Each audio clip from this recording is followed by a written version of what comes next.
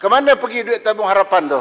Ya. Apakah sebenarnya tomahan yang mengatakan negara ini bankrupt? Apa ni 2 bilion ke 200 juta je? Memusingkan saya. Yang mak beritahu. Bukan duit, pasti salah lah. Berapa banyak digunakan untuk bayar hutang? Kalau you are talking about more than 10 billion, it should be approved by cabinet.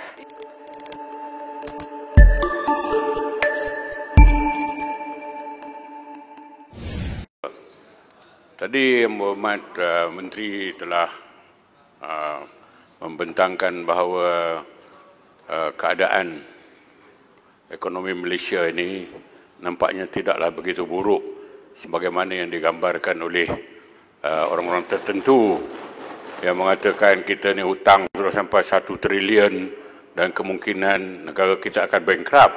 Jadi saya minta kepastian sekali lagi daripada Yang Berhormat Menteri Keuangan, apakah tuduhan-tuduhan itu merupakan tomahan-tomahan dari pihak yang tidak bertanggungjawab? Terima kasih.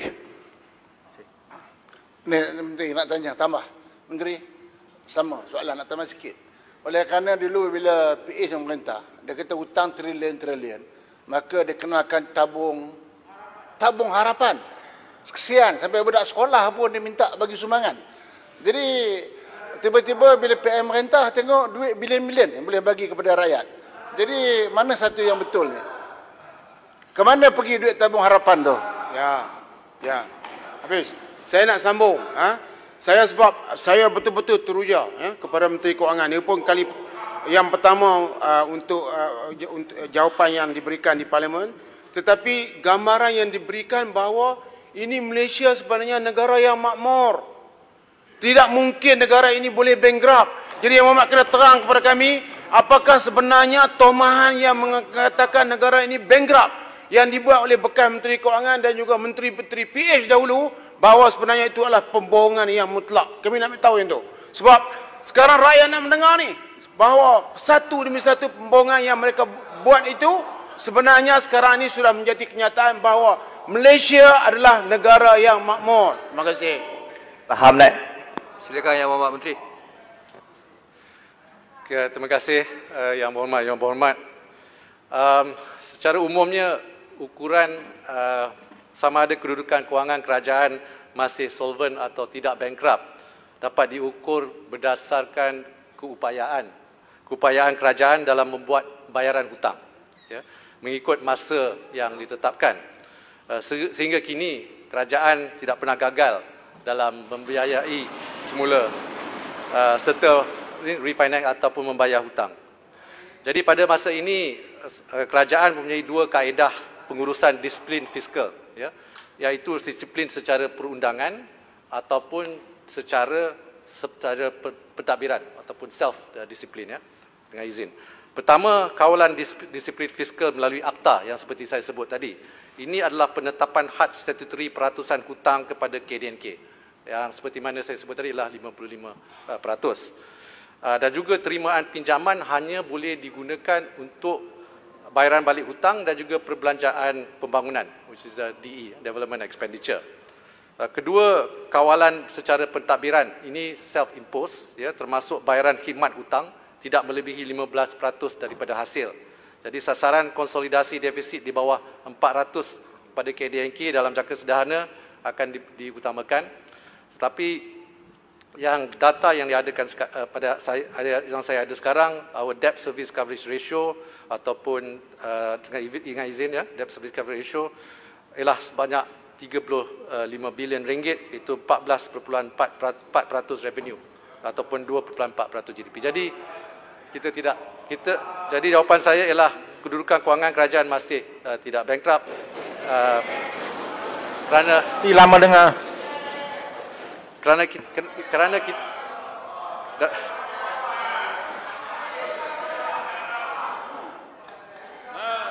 Damansara, sudahlah, cukup-cukuplah. Sudah lama, sudah cukuplah. silakan Damansara. Terima kasih Yang Berhormat Menteri, terima kasih Ketua. Soalan yang mungkin perlu dijawab mengikut fakta ialah bila kita mengambil kira hutang negara sebagai 1 trilion, ianya termasuk hutang secara langsung, hutang jaminan yang perlu dibayar oleh kerajaan dan juga hutang melalui projek-projek PPP yang dijalankan oleh Kerajaan Barisan Nasional dulu. So soalan saya senang, soalan saya adakah Kami tahulah, tak payah buka, ajar budak sekolah lah. Yang Hormat. Pula tak boleh tipu banyak kali. Satu kali dua kali kacau, kita tak kacau. Duduklah harap. Yang Hormat, dipersilakan Yang Hormat habiskan soalan dahulu. Datuk Speaker dah banyak kali kena dah kita orang ni. Cukup-cukup Betul lah. lah baling, pengacau je. Itu hak dia. Tolong. Dah petang ni. Terima kasih. Soalan saya senang, adakah hutang-hutang yang saya sebut tadi jumlahnya lebih kurang 1 trilion ringgit? Dan nombor 2, tadi ada hujah bahawa sekarang kerajaan PN banyak duit untuk belanja walaupun dulu kita kata kerajaan nak bankrupt. Saya nak tanya sama ada perbelanjaan yang besar yang dibuat sekarang yang akan dibentangkan dalam akta COVID nanti, adakah ianya berdasarkan pinjaman tambahan yang akan dibuat oleh kerajaan PN? Datangnya daripada pinjaman dan bukan daripada sebarang penjimatan ataupun savings ataupun dana yang sedia ada dalam kerajaan. Bukan pinjaman samurai dah. Itu confirm. Okey, terima kasih Yang Berhormat Damansara. Mengenai isu bankrupt tak bankrupt ni saya dah jawab tadi sebenarnya. Ini sama ada sebuah kerajaan itu bankrupt atau tidak, itu bukannya soalan yang patut difikirkanlah.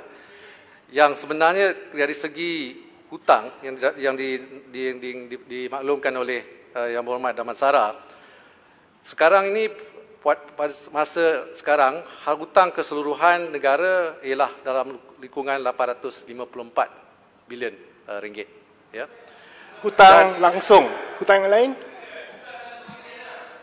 Tetapi kalau kita secara keseluruhannya tanggungan liability kerajaan, kalau dimasukkan off budget, Kerajaan Perikatan Nasional tidak ada buat off budget, ialah lebih kurang 1.2 trilion. Tapi ini tidak bermaksud negara Masih Menteri. Tidak maksud negara kita bankrupt, ya, kerana bankrupt itu dapat diukur berdasarkan keupayaan kerajaan dalam membuat bayaran hutang mengikut masa yang ditetapkan. Menteri, boleh? Kita cerita pasal hutang ni 854 bilion ke berapa? Berapa aset kerajaan yang kita ada? 1 trilion, 2 trilion, 3 trilion. Kenapa aset ini kita tidak pernah nyatakan kepada rakyat? Pada saya, aset negara kita cukup banyak. Sama ada aset alih, aset tidak alih, ya, aset bangunan, aset tanah, macam-macam aset kerajaan ada. Yang penting aset itu berapa, saya nak tanya. Adakah kita pernah kira atau sedang dikira? Terima kasih. Silakan. Terima kasih Yang Berhormat. Sikit saja, Menteri. Dia Damansara mengatakan bahawa 1 trilion. Kita kena asingkan hutang jaminan kerajaan, maknanya ada asset backing. Ada asset backing. Jaminan kerajaan maknanya hutang itu, kalau hutang itu tak dibayar, barulah kerajaan akan jamin. Tapi hutang itu ada asset backing yang kuat. Dia berdua. Jadi tak boleh kita himpunkan hutang 860 juta dengan 1 trilion. Itu tak benar. Dia mengelirukan rakyat sebenarnya. Kalau kita highlight benda ini, rakyat akan keliru. Jadi kita menteri kena start. Ini jaminan kerajaan ini ada asset backing yang kuat. Terima kasih, Speaker. Okey. Terima kasih Yang Berhormat. Banyak soalan tu saya nak cuba ingat ni.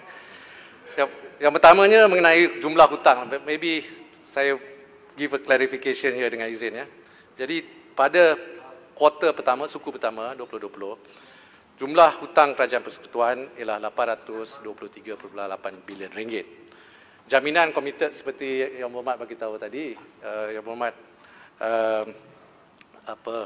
Rompin. Jaminan komited tu ialah 166.9 bilion ringgit, iaitu ada basic projek-projek yang diberi garanti lah oleh pihak kerajaan, dan juga lain-lain liability yang sebanyak 166 bilion ringgit yang selebihnya. Jadi jumlahnya kalau campur hutang kerajaan dan jaminan komited ialah 1.264 bilion ringgit. Itulah hutang sekarang lah. 1.264 trilion ringgit. Ya. Tapi masa kami ambil alih 800 bilion lebih. Tapi PH bagi tahu shut up. Okey. Saya tanya soalan Speaker. Semasa PH memerintah, saya nak cakap lah. Saya bercakap, ini hak saya bercakap. Kalau you kata shut up, saya pun... Duduklah. Yang Muhammad Datuk Doktor duduk. So Yang Mohamad biar saya habis sikit lagi. Tak, Yang saya Mohamad. nak tambah sikit je. Okey, habis sikit je. Saya belum sebut lagi hutang Kerajaan Persekutuan pada tahun sebelumnya. Ya. Jadi tahun 2017 hutang kerajaan ialah 686.8. 2018 hutang kerajaan ialah 741 bilion ringgit. 2019 ialah 793 bilion ringgit. Ini kerana hutang kerajaan naik mengikut defisit KDNK lah. Ya.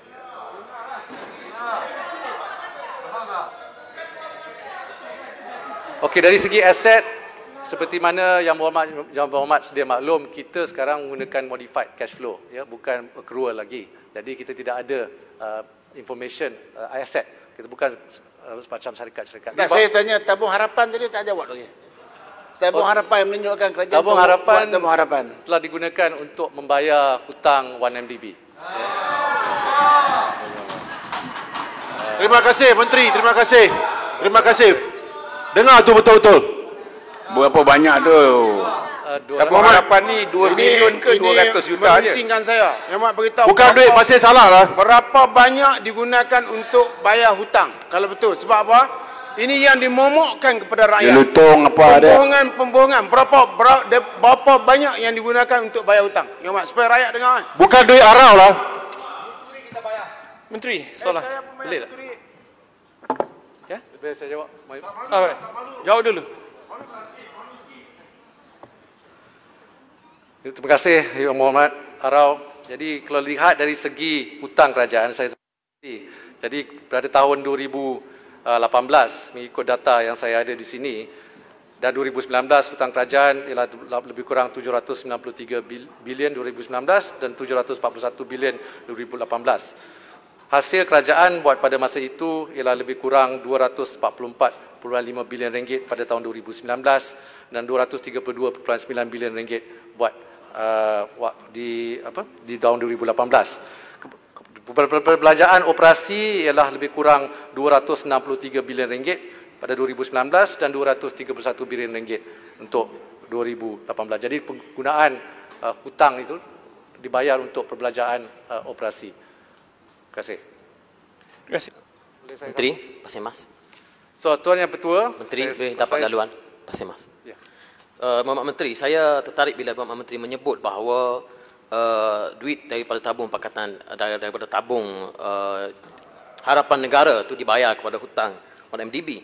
Saya merujuk kenyataan bekas Menteri Keuangan Muhammad Bagan menyebut bahawa kalau dalam isu Goldman Sachs, kalau kerajaan tidak kopoh membawa tindakan sivil, kerajaan boleh dapat banyak lagi dana dan boleh bayar lagi banyak lagi hutang ini. Jadi boleh saya minta pandangan Ibu Mak Menteri dalam isu ini? Terima kasih. Terima kasih Yang Berhormat. Ini mengenai isu pembayaran semula, ini isu settlement 1MDB dengan Goldman Sachs, ya. Ini saya sebenarnya ingin berterus terang kepada semua Yang Berhormat sini. Ini sebenarnya statement yang dibuat oleh mantan Peguam Negara, ya, Tan Sri Tommy Thomas. Kita mempunyai rekod yang menunjukkan bahawa pada 13 Disember 2019, kerajaan terdahulu telah menawarkan penyelesaian sebanyak $4 bilion kepada Goldman Sachs. Tetapi tawaran ini ditolak oleh Goldman Sachs. Sebaliknya, mereka telah memberi tawaran balas, counter offer, iaitu hanya $1.5 bilion. Yang terkini dan belum pernah dikongsi sebelum ini ialah surat bertarikh 11 Februari 2020. Tan Sri Tommy Thomas telah memaklumkan kepada mantan Perdana Menteri bahawa Goldman Sachs bersetuju menaikkan tawaran mereka kepada $1.75 bilion. Jumlah ini termasuk juga bayaran cukai sebanyak 164 juta US dollars dan pemulangan fee banyak 567 juta dollars, US dollars. Sure yang diberikan oleh mantan Peguam Negara dalam surat tersebut adalah untuk mencari penyelesaian di luar mahkamah. Ini bercanggah. Ini bercanggah dengan dakwaan beliau bahawa Kerajaan Perikatan Nasional tidak seharusnya menerima penyelesaian luar mahkamah. Menteri, saya ingin tanya tentang perkara ni. Ya. Dengan lain perkataan, mantan Peguam Negara, mantan Perdana Menteri juga tidak bercakap benar kepada rakyat dalam hal ini. Mereka kata patut diteruskan pendakwaan, tetapi mereka bersetuju pada settlement yang lebih rendah. Ada surat yang berkaitan ke, Yang Berhormat Menteri? Terima kasih Yang Berhormat Puan Tian. Ada surat yang tadi saya dah sebutkan. Surat itu bertarikh 11 Februari 2020. Tan Sri Tommy Thomas telah memaklumkan kepada mantan Perdana Menteri bahawa Goldman Sachs bersetuju menaikkan tawaran dan jumlah itu termasuk juga bayaran cukai yang saya sebut tadi $164 bilion. Mungkin saya habiskan dulu YB Damansara. Melalui rundingan terkini seperti Yang Berhormat tahu, kerajaan akan menerima amount tunai sebanyak $2 bilion tanpa menolak jumlah cukai tadi. Jumlah ini adalah 42% lebih tinggi daripada tawaran terakhir yang diterima oleh Tan Sri Thomas. Tambahan, kerajaan kini menerima jaminan sekurang-kurangnya $1.4 bilion dari penjualan aset dan juga telah menerima bayaran cukai. Dengan penyelesaian ini dan jumlah yang telah diterima daripada DOJ, lebih dari $4.5 bilion akan dikembalikan kepada rakyat Malaysia. Oh, baru tahu. Tapi kerajaan terus komited untuk mendapatkan semula aset-aset lain yang masih belum dikembalikan. Penyelesaian ini juga tidak menjejaskan tuntutan kerajaan terhadap mana-mana individu dan syarikat yang terlibat dengan skandal. Jadi dengan izin ya, untuk jawab soalan YB Maslan, dengan izin YB Pontian, at all material times the former AG was also seeking a settlement with Goldman Sachs. It is therefore disingenuous of him to say we should not have done exactly what he wanted to do in the first place. Baganlah jawab. Apa Subang mau jawab? Baganlah bangun cakap. Ni Subang mau siapa? Damansara. Diamlah baling. Duduklah baling. Silakan Yang Berhormat Damansara. Masih Datuk Tua, masih Menteri, tolong kepada rakan-rakan yang di sebelah sana, bila rakan-rakan berucap saya tak bising, so sekarang terbukti bahawa Damansara was controlling mantan Menteri Kewangan dulu. Sila Damansara. He control the Menteri Kewangan dulu. Tarik balik, pasti salah. Tarik.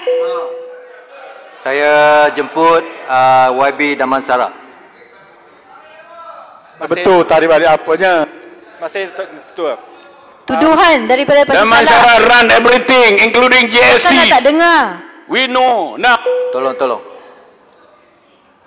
Bertenang semua. YB Damansara sila. Masih. 3 soalan. Nombor 1, dalam surat yang baru dibangkitkan tadi yang bertarikh 11 hari bulan Februari. Nombor 1, adakah show dalam surat tersebut untuk menerima tawaran 1.75 bilion itu? Yang saya tahu, PH telah pun tolak tawaran tersebut. Nombor 2, dalam kenyataan yang telah pun dibuat oleh bekas AG Tan Sri Tommy Thomas, beliau tidak menyebut bahawa kerajaan tidak patut membuat penyelesaian luar mahkamah. That's also disingenuous of you to say that he said no settlement outside of the courts. Dia sebut penyelesaian luar mahkamah, masa yang paling baik untuk berbuat begitu adalah selepas pihak government dibawa ke mahkamah dan pengarah-pengarah mereka kena masuk ke mahkamah untuk menghadapi tuduhan. That gives us the maximum leverage. I quote from his statement, the maximum leverage to obtain the highest compensation from Goldman Sachs. Nombor 3, dalam isu 1.4 bilion nilai aset yang akan dipulangkan kepada Malaysia yang dijamin, nilainya yang dijamin oleh pihak Goldman Sachs. Goldman Sachs telah pun membuat pengumuman di New York Stock Exchange bahawa 1.4 bilion ini mereka mempunyai keyakinan bahawa mereka setelah membuat segala penilaian dan pengiraan, mereka tidak akan mengeluarkan 1 sen pun untuk membiayai jaminan tersebut. Maksudnya 1.4 bilion ini aset yang akan dipulangkan ke Malaysia, memang kita akan terima pun walaupun tak ada jaminan daripada Goldman Sachs. Maksudnya kita tak ada tambahan 1.4 bilion daripada Goldman Sachs. So minta penjelasan daripada satu lagi soalan, minta maaf Menteri. Saya juga nak tanya 1.4 bilion ini, adakah ianya aset yang hanya berkait dengan bond 6.5 bilion yang telah pun diumumkan ataupun diterbitkan oleh Goldman Sachs, ataupun semua aset, tak kira sama ada dibeli dengan wang daripada 6.5 bilion ini atau wang 1MDB yang dijana daripada pinjaman yang lain. Sebab penjelasan yang telah pun dibuat oleh pihak kerajaan dengan pihak Goldman Sachs adalah bercanggah. Setahu saya pihak kerajaan kata hanya daripada dana 6.5 bilion bond tersebut akan masuk dalam jaminan ini. Tapi mengikut pengumuman Goldman Sachs, macam semua pulangan aset ke Malaysia, tak kira sama ada 6.5 bilion daripada 6.5 bilion bond ataupun pinjaman lain, akan termasuk dalam 1.4 bilion tersebut. Terima kasih. Terima kasih Yang Berhormat Damansara. Saya ingin mengingatkan YB Damansara, kerajaan terdahulu telah mendaftarkan, betul, mendaftarkan kes jenayah terhadap Goldman Sachs dan 17 orang pengarahnya, seperti yang disebut. Tetapi sehingga kini, tiada seorang pun pengarah tersebut dihadapkan ke mahkamah. Proses penyerahan pertuduhan tersebut masih belum terlaksana. Sekiranya pendakwaan dibuat di Malaysia, kesemua 17 pengarah perlu diekstradisi untuk dibicarakan di Malaysia. Proses ini tidak pernah pun dilaksanakan semasa beliau menjadi peguam negara. Ya, sekiranya proses ekstradisi ini dimulakan, ia tentunya akan ditentang oleh 17 pengarah tersebut. Dan tiada kepastian sama ada mereka berjaya diekstradasi ke Malaysia.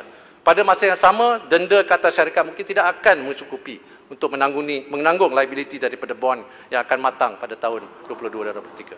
Soalan kedua, yang mengenai sama ada 1.4 bilion garanti yang diberi oleh Goldman Sachs. Jadi seperti mana Yang Berhormat Damansara tahu, aset yang dibekukan tidak semestinya akan diterima pada nilai yang sama. Betul tak? Perkara ini jelas ketika Malaysia berusaha mendapatkan semula boat equanimity. Dari harga pembelian $250 juta, Malaysia hanya memperolehi semula $125 juta. Dan ini juga sebelum ditolak kos pemulihan dan penyelenggaraan. Begitu juga dengan kes Jet Bombardier. Jet Bombardier ini bernilai $35.37 juta yang dirampas di Singapura dan dijual oleh pihak berkuasa Singapura dengan hanya 137,615. Saya 2.5 bilion cash wang tunai dan 1.4 bilion ringgit dalam bentuk jaminan untuk aset-aset yang akan dikembalikan. Adakah ia mendapat kelulusan daripada jemaah menteri? Kerana adakah ini keputusan oleh 1-2 orang ataupun oleh jemaah menteri? Kerana bila sebut tentang cadangan oleh bekas peguam negara, saya kena sebut bahawa I'm not being briefed tentang utusan surat di antara peguam negara dan juga Perdana Menteri. Kerana akhirnya yang penting ialah apabila satu penyelesaian yang begitu penting ini, ia harus diluluskan oleh pihak kabinet. Dan di sini saya pun ingin menarik perhatian Yang Berhormat Menteri tentang kenyataan Goldman Sachs pada 24 hari bulan Julai, di mana mereka menyatakan dengan izin, there is no significant risk exposure to the guarantee for 1.4 billion ringgit in assets seized by government authorities throughout the world. Dengan kata lain, Datuk Yang Dipertua, bahawa Goldman Sachs dari segi komitmennya ialah sekadar pembayaran wang tunai 2.5 bilion US dollar. Sedangkan 1.4 bilion yang disebut tadi adalah aset yang telah pun dirampas. Dan dalam kacamata ataupun dalam pandangan Goldman Sachs sendiri, ia tidak menimbulkan tanggungan risiko yang tinggi untuk memerlukan mereka membuat komitmen yang lebih besar. So dengan ringkasnya, Goldman Sachs hanya perlu membayar 2.5 bilion US dollar. Terima kasih.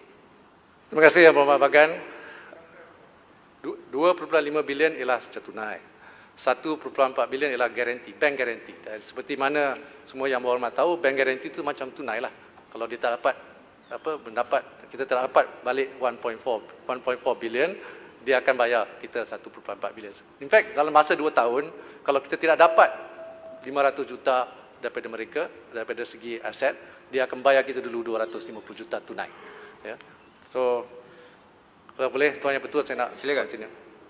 Boleh, Menteri. Sini. Di masa your time. Keputusan Kabinet tentang penyelesaian 3.9 bilion. 2.5 bilion cash, 1.4 bilion dalam bentuk jaminan. Adakah dapat kelulusan daripada Kabinet? Saya kena... Ini kelulusan masa Pakatan Harapan? Bukan. The deal that you announced, is it approved by Cabinet? No? Is it approved by Cabinet? Ya, Speaker. Tak perlu jawab. Bila kerajaan jawab, ini hak kerajaan. Kabinet tak kabinet hak kerana kerajaan. kononnya, depan Perdana Menteri ini macam tanya keputusan yang dibuat oleh beberapa orang, bukan oleh Kabinet. Untuk perkara sebesar ini, sepenting ini, dia harus diluluskan oleh Kabinet. Kerajaan jawab. Adakah ia diluluskan oleh Kabinet? Ini semua takut kebenaran. Sila duduk. Saya rasa ini keputusan Kementerian Keuangan dan semestinya akan dibawa di Kabinet ya. Okey. Dia Is it approved by Cabinet? Okey, saya akan jawab. Saya ingat, saya faham tadi. Saya ingat surat tu sama ada disetujui oleh Kabinet. Tapi soalan Yang Berhormat Bagan ialah sama ada 3.9 juta ini disetujui oleh Kabinet. 3.9 bilion ini disetujui oleh Kabinet. Saya nak maklumkan di sini, di mana Kabinet telah memberi kuasa kepada Attorney General dan pasukannya untuk berunding dengan untuk cari penyelesaian. Ini luar biasa, Dr. Betul. Dah.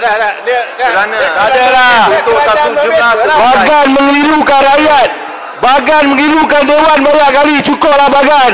Janganlah. Okey, sepatutnya diluluskan oleh Kabinet. Boleh ada pandangan berbeza. Tapi untuk jumlah sebesar ini, 3.9 bilion US dollar tak boleh diputuskan oleh 1-2 orang.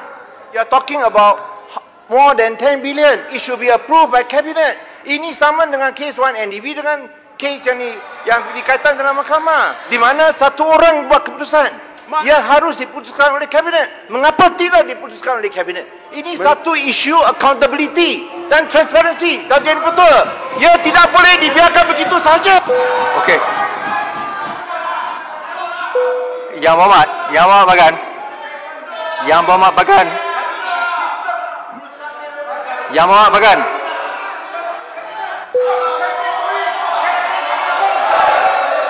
Yang Berhormat Bagan. Yang Berhormat Bagan.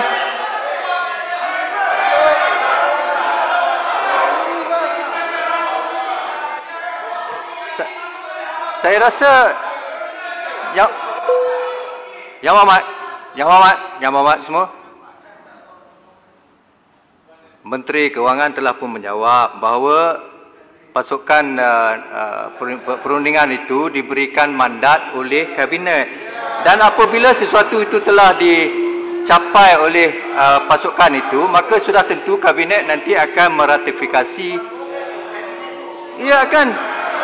Itu prosedurnya. Itu prosedurnya.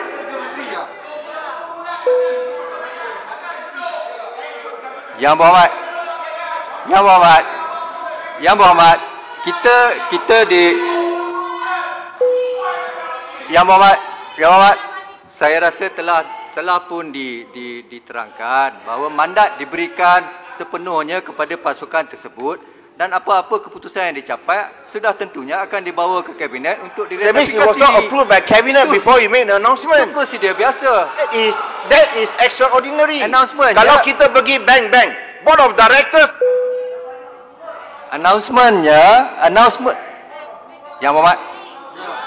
Yang Muhammad. Yang Muhammad. Saya tahu. Saya faham. Bagi menteri jelaskan dulu Yang Muhammad Bagan. Bagi menteri jelaskan. Okey. Saya rasa telah diterangkan. Sila teruskan ke hal yang lain. Tuan Yang Betul. Masa pun dah tamat sebenarnya. Tapi tolong ke perkara yang lain. Speaker. Okay, saya Menteri Keuangan terus jawab. Untuk kami dengar pembohongan yang telah dibuat. Tak payahlah yang tu, berada duduklah. Speaker. Yang Muhammad. Sila duduk. Tolong. Masa pun dah tamat. Saya rasa menteri banyak lagi benda yang nak diperkatakan. Tolong teruskan. Saya Menteri. Boleh, Menteri. YB Menteri. Ini yang GST refund ni betul ke 19.4 bilion ni dirompak? Betul atau tidak? Saya nak jawapan daripada menteri sama ada GST. Yang mana tu?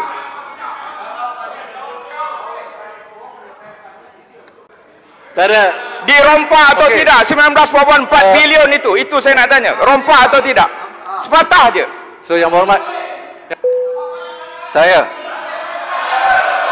Yang Muhammad. Peraturan yang mana tu? Yang mana?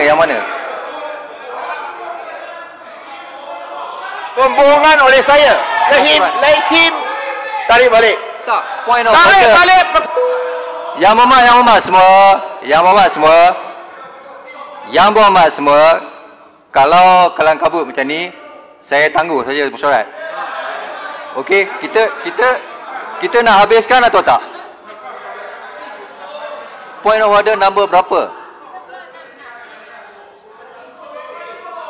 Menteri Kewangan bentang lagi, bagi buka semua senang. Tak boleh buat unparliamentary language. Itu ialah unparliamentary language. Pembohongan tak boleh disebut. Saya tadi tak sebut bohong. Saya cakap this is not in compliance with good governance and good administration. Kerana tak diputuskan oleh kabinet, dia perlu cakap saya bohong. Minta arau tarik balik. Okey. Saya sebenarnya tadi yang kelang kabut tu saya pun tak dengar. Boleh saya cek handset dulu? Saya cek handset. Bagan kata dulu perompak. Lagi teguh daripada tu. Cek saja speaker. Alright. Baik semua. Biar saya cek handset. Kemudian saya akan tangani perkara itu. Yang Berhormat Menteri nak teruskan atau nak beri Yang Berhormat pencan jalan? Saya akan jawab soalan. Cek handset. Siap, sikit aja. Menteri, saya ingin tanya 19.4 bilion GST refund itu dirompak atau tidak? Okey, terima kasih Yang Berhormat. Mungkin biar saya jawab. Saya nak jawab. YB Bagan. Kalau tak betul tak payah cari. Dari segi governance YB Bagan, saya understand, saya faham apa yang dibangkitkan oleh YB Bagan. Saya pun nak tanya juga keputusan zero rate GST ni. Keputusan zero rate GST ni tidak pernah pula pergi ke kabinet oleh mantan. Tengok siapa punya keputusan. Tahu keputusan. Ya.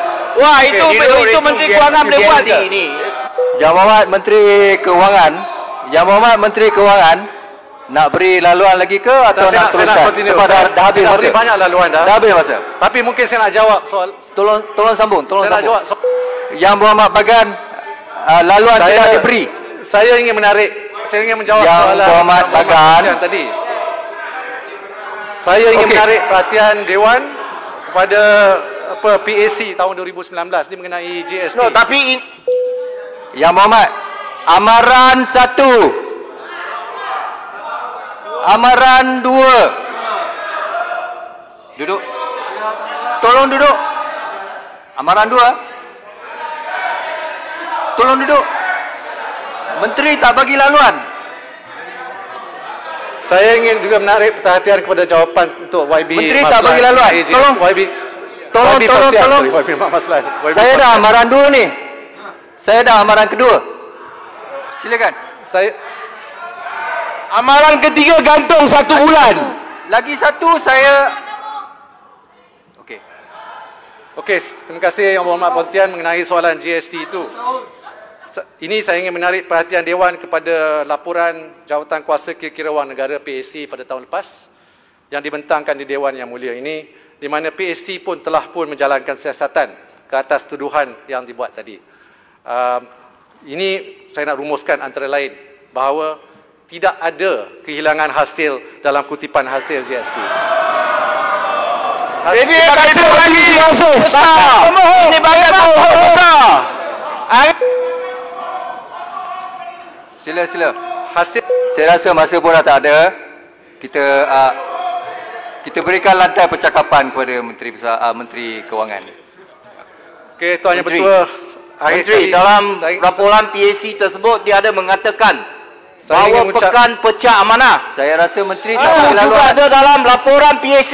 Menteri tak bagi laluan. Tidak hilang tapi wang betul kan? Tuan Yang Bertua. Menteri tak bagi laluan. Menteri tak jawab macam tu.